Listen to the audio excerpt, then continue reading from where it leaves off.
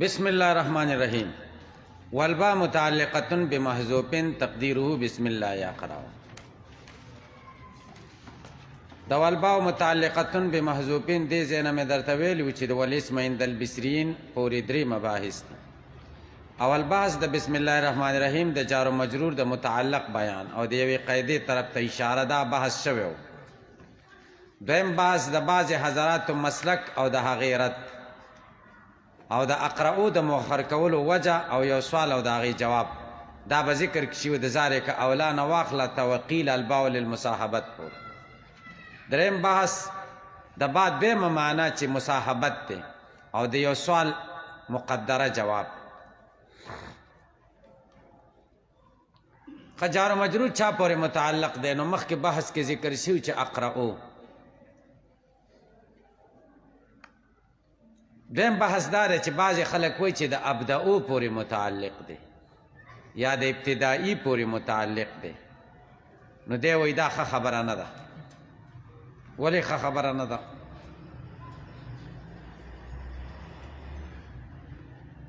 ځکه چې اقرأو پهل خاص چې کم کار کې شروع کې د هغې مطابق هم شته او ما یدل علیه هم شته، او که ابدأو راو باسي نو مطابق هم نشته او ما یدل علیه هم نشته.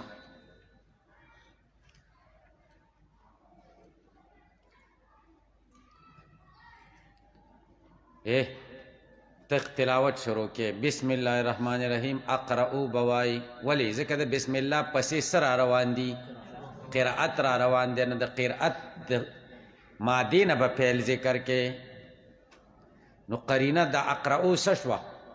قرأت شو. یو دویم دا دی چې کشته روانوله نوح علیه السلام په دریاب کې، نو بسم الله مجریها یې ویلې. تاسې پې پوه شئ، بسم الله ابدأو یې نه ویلې چې کشته شروع کومه د کشته روانېدل، بلکې هغه پیل یې ویلې چې د بسم الله نه وروسته څه راځي چې جر یې د کشته ده. یو یا حدیث کې راغلی دی چې نبی علیه السلام به کور له داخلېده نو څنګه به ویلې بسم الله ولجنا، بسم الله ولجنا. بسم الله به ځکه ولجنا ویلې چې د بسم الله نه وروسته ولوج راځي. بسم الله نه وروسته څه راځي؟ ولوج راځي. یا حدیث د جبریل کې چې دی چې بسم الله ارقیکا، نو داسې پیلې راویسته وروسته ته دم راته د بسم الله نه که نه، نو ارقیکا یې ویلې. خبره باندې پوه شئ؟ نو دلته خو مطابق که موږ اقرأو وایو نو د دې درې ځایونو سره به مطابقت راشي. هلته پیل خاص معین ذکر شوی دی، دلته هم ذکر شو. دا یوه خبره شو. دویمه په اقرأو باندې قرینه شته. قرینه دا ده چې وروسته ته قرأت شروع کې، او په ابدأو باندې خو وروسته قرینه نشته. نو د ابدأو نه اقرأو ښه دی، د ابتدایي نه هم اقرأو ښه دی، ځکه ابتدایي که حذف کې نو حذف د کثرت به په حذف کې راشي، او اقرأو کې به قلت په حذف کې راشي. ګورئ وذالک دا د اقرأو متعلق را وستل اولا غوره دی من د دې خبرې نه ان یزمر ابدأو چې ابدأو دی متعلق پټ شي. ولی لعدم ما یطابقه، د وجه د نشوالي د هغه څه نه چې د ابدأو د هغې سره مطابق شي، او د اقرأو دپاره خو مطابق شته که نه چې هغه درې مثالونه دي. وما یدل علی، او د وجه د نشوالي د هغه څه نه چې په دې باندې دلالت وکړي. او اقرأو چې راوباسي خو وروسته قرأت شته چې په اقرأو باندې دلالت وکړي. او ابتدایي د عطف دی په ابدأو، او د اقرأو د ابدأو نه هم غوره ده او د ابتدایي نه هم غوره ده. ولې لزیادت ازمار فیه، ځکه په ابتدایي کې ازمار زیات دی. ابتدایي څو حرفونه دي؟ الف با تا دال څلور شو، حمزه الف حمزه یا و حرفونه شو، او اقرأو څو شو؟ څلور شو. نو دې کې څه راغلی؟ زیادت د ازمار راغی، او هغې کې قلت د ازمار راغی. نو هغه ښه ده د دې نه که نه؟ په پوه شوئ که پې نه شئ؟ وتقدیم المعمول ها هنا اوقع.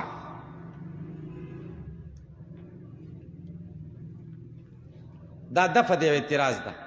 خلاصه د اعتراض دار چې بسم الله الرحمن الرحیم چې د اقراو پورې متعلق کا، نو متعلق معمولی، متعلق عاملی، او قاعده دار چې معمول مؤخری د عامل نه، دلته معمول ولی مقدم کو چې بسم الله الرحمن الرحیم د اقراو. د جواب کې څلور وجه نه می مقدم کو. یو وجه دا ده چې دا معمول اهم دی. ولی اهم دی؟ ځکه ذکر د الله نوم پکې دی، الله نوم د هغې جز دی، الله اهم دی، نو بسم الله الرحمن الرحیم اهم شو. او اهم احق بالتقدیم، نو ځکه داره مقدم کول پکار، مقدم یې ځکه یو. دویمه وجه دا ده چې دلته اختصاص مطلوب و، او اختصاص په تقدیم د معمول سره راته. دیمه وجه ادخل په تعظیم هم دی، تعظیم کې مشر خلق مقدم کوي که کسر مولا رکي، دا تعظیم شو. نو د الله تعالی نومې د شرافت د وجه نه مقدم کړه، د تعظیم د وجه. څلورمه وجه داره چې او فقل الوجود هم دی، وجود کې الله د ټولو څیزونو نه مخکې دی که نه، نو په دې ترکیب کې هم مخکې که نه چې موافقت یې د وجود سره راشي. خیال ته راله خبره؟ ګورئ، وتقدیم المعمول هنا، تقدیم د معمول دلته کې اوقع ډېر په ځای راغلی دی، کما فی قولی تعالی، لکه په دې قول الله تعالی کې بسم الله مجریها، هلته مقدم شوی دی که نه، اوقع دی. وقولی تعالی، دا قول د الله تعالی ایاک نعبدو، هلته اوقع دی که نه، لأنه ځکه چې دا معمول دلته کې اهم دی. ولی د شرافت د وجې نه، ځکه اسم د الله دی. دویم وادل علی الاختصاص، ښه دلالت په اختصاص هم دا تقدیم کوي، او دلته اختصاص مطلوب هم دی چې رد په مشرکانو راشي. دریم وادخل په تعظیم هم دی. څه شی دی؟ ادخل فی التعظیم دی، تعظیم تم پکې ډېر دخل دی په تقدیم کې. څلورمه وجه وفق للوجود هم دی، او فق للوجود باندې پوه شوئ، دا تقدیم د معمول موافق دی د وجود سره. الله تعالی په وجود کې مقدم دی په کائناتو، نو دلته په ترکیب کې هم مقدم کړه بسم الله، ځکه د الله نوم پکې چې موافقت د وجود خارجي سره راشي. فإن اسمه تعالی، ذکر نوم د الله تعالی مقدم دی په وجود کې په قرت باندې. کیف لا، څنګه به نه مقدم کیږي په قرت. وقد جعل آلة لها، او ګرځولی شوی دی نوم د الله تعالی آله د قرت دپاره، من حیث د داسې په دې شان سره ان الفعل لا یتم، فعل نه پوره کیږي، ولا یعتد بی، او اعتماد نه کیږي په دې باندې شرعن، ما لم یصدر باسمه، تر څو چې صادر شوی نه په نوم د الله تعالی باندې. نو د الله نوم آله شوه د قرت دپاره، او تاسو ویلی دي چې آله مقدمه ای په ذیل آلې باندې. لقول علیه السلام، ځکه نبی کریم صلی الله علیه وسلم فرمایلی دي کل امر ذی بال، هر هغه کار چې خاوند د شانی، لم یبدا فی بسم الله، شروع ونه کړی شي په هغې کې په بسم الله باندې، په وابتر هغه لنډی بوچی دی، بې برکته دی.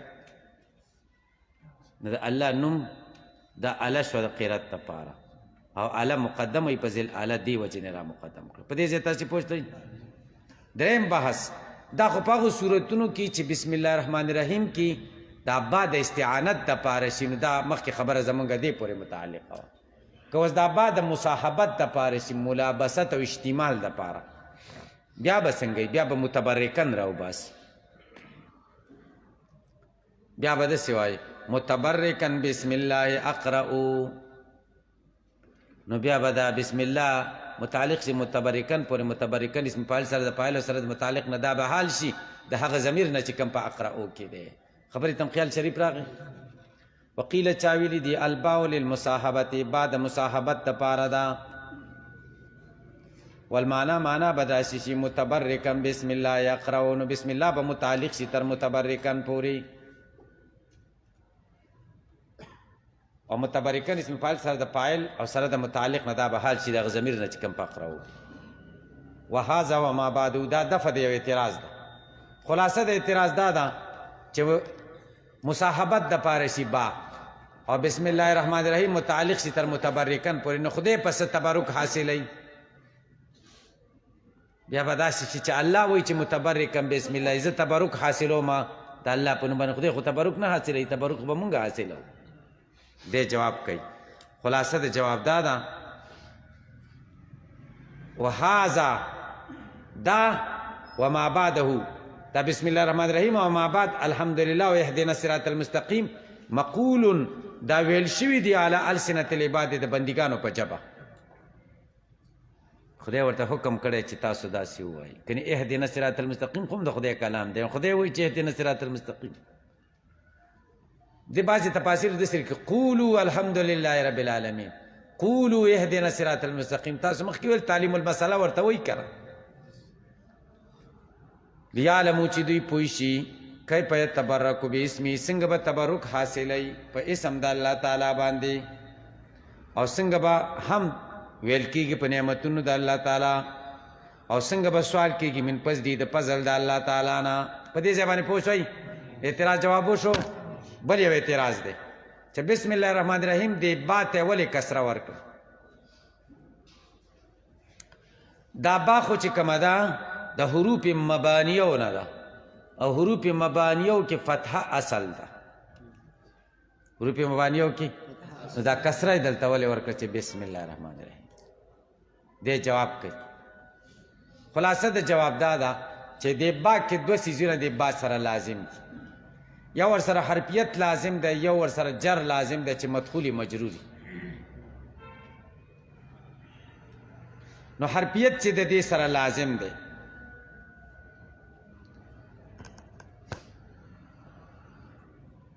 نو حرفیت هم تقاضا د کسرې کوي او وروسته چې جر ته راځي جرم تقاضا د دې کوي چې دا دې کسره دې راشي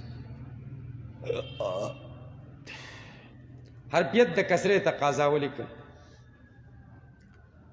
ځکه چې حرف شو خو مبني شه او مبني تقاضا د بنا علی السکون کوي او بنا علی السکون خو دلته نشي راتلی ولې ځکه ابتدا بساکن به راشي نو کسره مشابه ده د سکون سره په څه کې ځکه کسره سکون څه ته وایي عدم الحرکت ته او کسره هم عدم الحرکت نه دی بلکې قلیل حرکت دی چې ډېره کمه استعمالیږي نو د سکون سره دغه شوه که نه مشابه شوه نو سکون یې ورنه که ځکه ابتدا بساکن راته څه شی یې ورکړه کسره یې ورکړه اوس پې پوه شئ که نشته کوي یو دویم کسره یې د دې وجې نه ورکړه چې دا با داخله شي په څه باندې مدخول ته جر ورکوي نو دې ته هم کسره ورکړه چې موافقت راشي د چا سره د مؤثر موافقت د اثر سره راشي تاسو ویلي دي دا ګورئ وانما کسرت الباء کسره ورکړی شو با تا ومن حق الحروف المفردة حق د حروف مفرده او دا د ان تفتح چې مفتوح دي کړی شي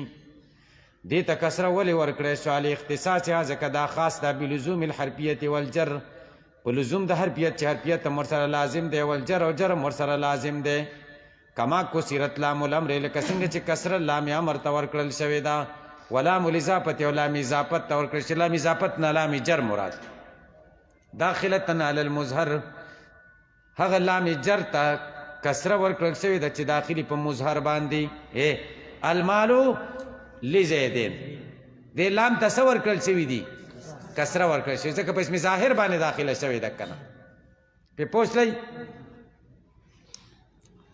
نو پکار خدا دې ما ته وګورئ لهو لام جار هو مجرور هلته لام جاره څه دی مفتوح دی لزیدین هلته پې کسره راغلې ده دا ولې دا وجه دا وجه چې اصل دا حروف مبانی دي او اصل کار د دې داره چې دې ته باید فتحه ورکړی شي څه ورکړی شي فتحه ورکړی شي خو کسره چې ورکړل شوې ده په المالو لزیدین کې د یو ضرورت د وجې نه ورکړل شوی هغه ضرورت دا دی چې التباس را نشي د چا سره د لامې تاکید سره لامې چا سره تاکید سره نو هلته په لهو کې بیا ولې فتحه لام ته ورکړل شوی هلته ځکه ورکړل شوی هلته التباس د لامې تاکید سره نه راځي ځکه لامې تاکید په ضمیر نه داخلېږي په منفصل باندې اعتراض به په تاسو ان هذا لهو البلاء المبین لهو لام تاکید په هو داخل شوی که نه جواب دار چې دا ضمیر منفصل داسې دی لکه اسم ظاهر پې پوه شئ که نشئ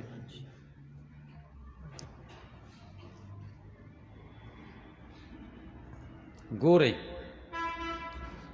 نو للفصل بینهما لکه کسره لام امر ته ورکړل شوې ده، لام جاره ته ورکړل شوې ده، چې کله دا لام جاره په اسم ظاهر داخل شي ولې ورکړل شوې ده؟